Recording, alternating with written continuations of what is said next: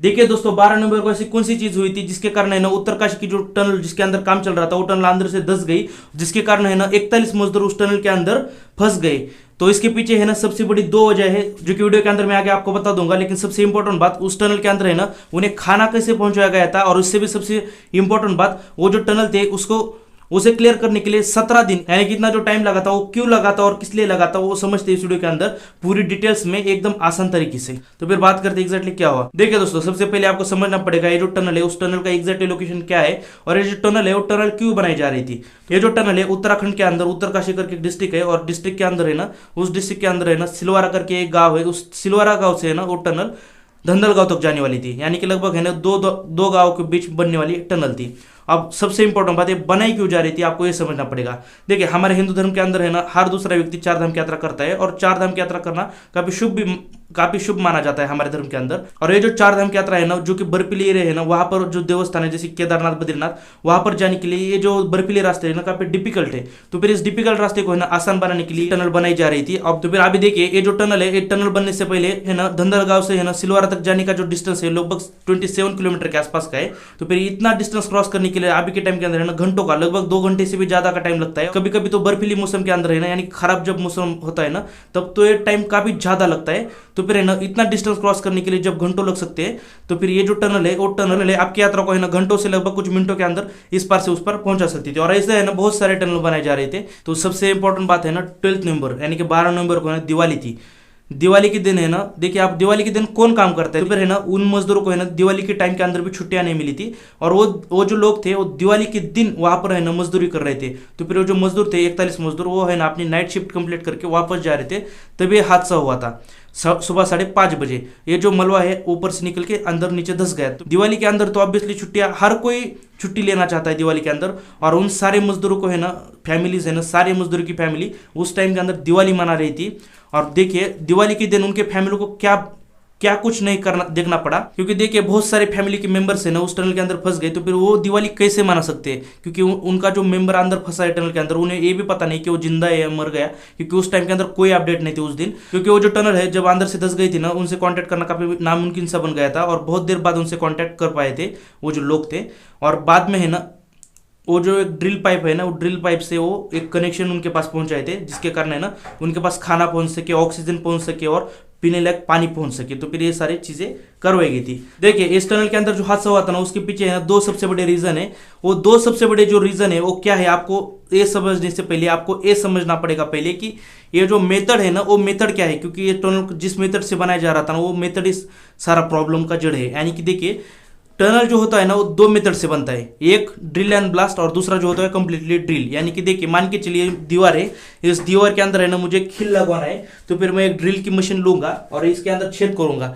जैसे इसके अंदर मैं छेद करूंगा ना तो ड्रिल की मशीन है ना ऑटोमेटिकली इसके अंदर होल तो कर देंगी, यानी कि छेद कर देंगी, और छेद करते समय ना अंदर से जो मलबा होता है वो ऑटोमेटिकली बाहर फेंक देगी।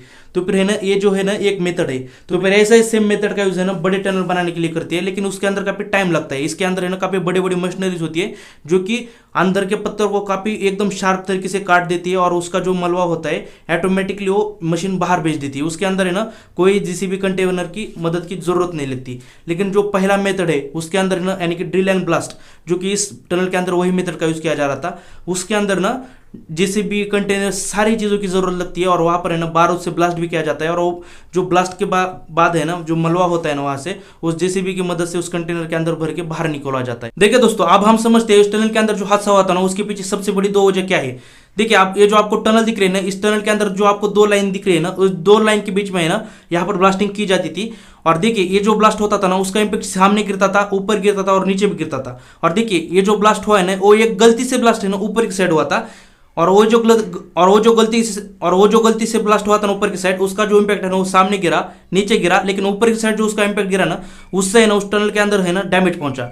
ये यहाँ पर पहली गलती हुई। और देखिए जो दूसरी बड़ी गलती हुई ना वो ये हुई थी, वहां पर जितने भी इंजीनियर्स काम कर रहे थे उसके अंदर कुछ जियोलॉजिक इंजीनियर थे, और वो जो जियोलॉजिक इंजीनियर थे ना उन जियोलॉजिक इंजीनियर के पास है ना सब कुछ तकनीक थी, यानी कि हर वो तकनीक का इंस्ट्रूमेंट था जो वो बता सकता है उस टनल के अंदर कहाँ पर डैमेज है, उस टनल के अंदर कहाँ पर कौन सा पत्थर क्लियर है, वो सब कुछ चीजें वहां पर उस इंजीनियर को पता थी और उस डैमेज के बारे में पता था। लेकिन उन इंजीनियर ने है ना उस डैमेज को है ना कवर करने के बजाय ना बस उसके ऊपर है ना बस रॉड्स लगा दी। उन्हें लगा कि ये जो रॉड्स लगाने के बाद है ना ये जो डैमेज है वो रिकवर हो जाएगा, यानी कि इस डैमेज का है ना कोई भी असर इस टनल के अंदर नहीं होगा। लेकिन वो जो इंजीनियर है ना वहां पर गलत थे, और वही इंजीनियर की है ना गलती दूसरी वजह बनी इस हादसे की। देखिए अगर वो इंजीनियर आपको इस फोटो के अंदर दिख रहा है ना, ये कैसा कंक्रीट का लेयर दिख रहा है ना, अब देखिए वहां पर है ना वो जो इंजीनियर्स थे, अगर वो ऐसी कोई लेयर उस टनल के अंदर जहां पर डैमेज पहुंचा है ना वहां पर कोई लेयर चढ़ा देते तो ऊपर से टनल नीचे धंसने वाली थी, ये धंसने वाला हादसा है ना वहां पर नहीं होता। अब देखिए सबसे इंपॉर्टेंट दो बातें जहां पर उनके पास कांटेक्ट कैसे किया गया था और उन्हें है ना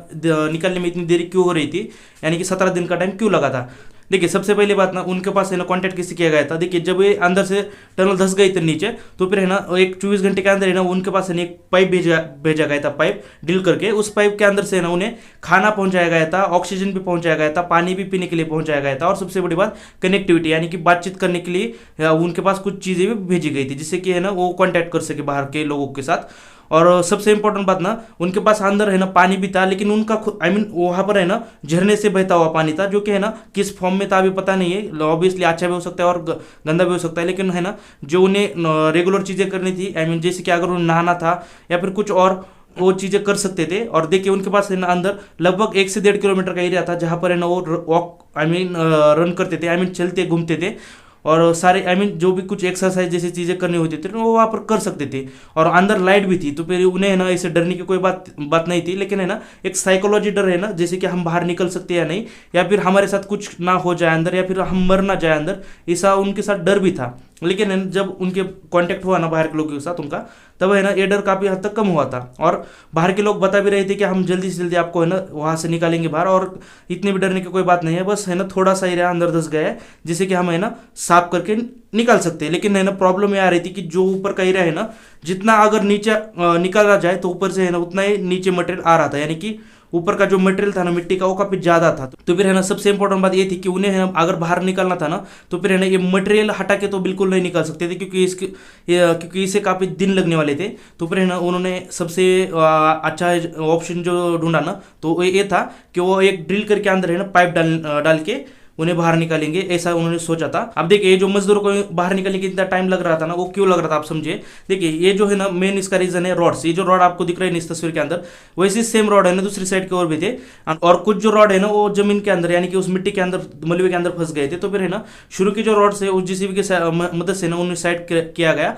और ये जो अभी मशीन दिख रहे हैं ना आप, ये मशीन से है ना काम इतना ही करना था कि ये जो मशीन है ना वो मशीन है ना अंदर छेद करके है ना वो जो मटेरियल आ रहा है जैसे कि पत्थर और मिट्टी आ रही है उसे बाहर निकालेगी, और ये पाइप की लाइन है ना अंदर तक बिछा देगी दूसरे साइड की ओर तक, यानी कि मजदूर की साइड तक। और बाद में कनेक्टिविटी कंप्लीट करके उस पाइप के अंदर से ना मजदूर को बाहर निकालना था, इतना ही प्लान बनाया था। लेकिन है ना जैसे उस मशीन को अंदर से ना रॉड लगना शुरू होता है, आई मीन उस मशीन को रॉड मिलते हैं, तब ये मशीन है ना अपना काम काफी स्लोली स्टार्ट करती है, यानी कि काम है ना काफी धीमा हो जाता है। और जैसे जैसे ना ये जैसे आगे रॉड ज्यादा मिलते हैं ना, तब तो ये मशीन पूरी तरीके से गिव अप कर देती है। और 2-3 बार है ना मशीन के ब्लेड्स भी खराब हो चुके थे, यानी कि उसके आगे के दांत। और मशीन जब 2-3 बार पूरी तरीके से ना 2 बार जब खराब हुई उसके जो ब्लेड्स, तो तीसरी बार है ना फाइनली इसको डिजाइन करके एक और बार अंदर भेजा गया। तो फिर है ना जब थोड़ा सा काम बचा था तब वो एक और बार है ना मशीन पूरी तरीके से उसके ब्लेड्स कोलैप्स कर गई।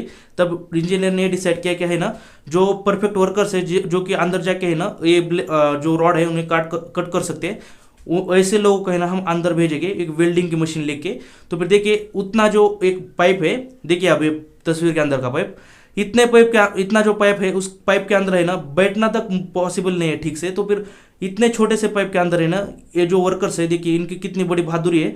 इन 7 वर्कर्स ने ना ये पाइप के अंदर जाके इस रॉड को है ना वेल्डिंग की मशीन से कट करा था, और उनके साथ एक ऑक्सीजन का टैंक भी था, क्योंकि वहां पर है ना ऑक्सीजन प्रॉपर तरीके से नहीं मिल रहा था। तो फिर है ना इन सल्यूट है इन 7 को, क्योंकि इन 7 ने ना देखिए ये 7 ऐसे बोल रहे थे, 1-2 का इंटरव्यू भी है कि हम मरे तो ठीक है, क्योंकि हमारे वजह से ना ये 41 मजदूर मरने नहीं चाहिए, ये इनका लैंग्वेज था। तो फिर देखिए कितने भावुक हो गए ये मजदूर, आई मीन जो 7 लड़के थे जिन्होंने इन सारे 41 मजदूरों को बाहर निकलने के लिए मदद की थी। क्योंकि देखिए आखिरी का जो टच है ना वो काफी इंपॉर्टेंट था, क्योंकि वहां पर ये जो काम किए थे लड़के कोई नहीं कर सकता था, ये काम माइंड ब्लोइंग काम था इनका, और सैल्यूट है इनको।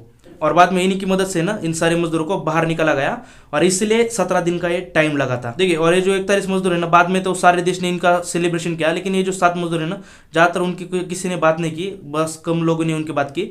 और सरकार ने भी ना 1 लाख रुपए का इनाम उन 41 मजदूरों को दिया, यानी कि पर मजदूर 1-1 लाख रुपए। और देखिए, वो जो 7 मजदूर थे ना, उन 7 मजदूर को 50-50 हजार का इनाम दिया गया।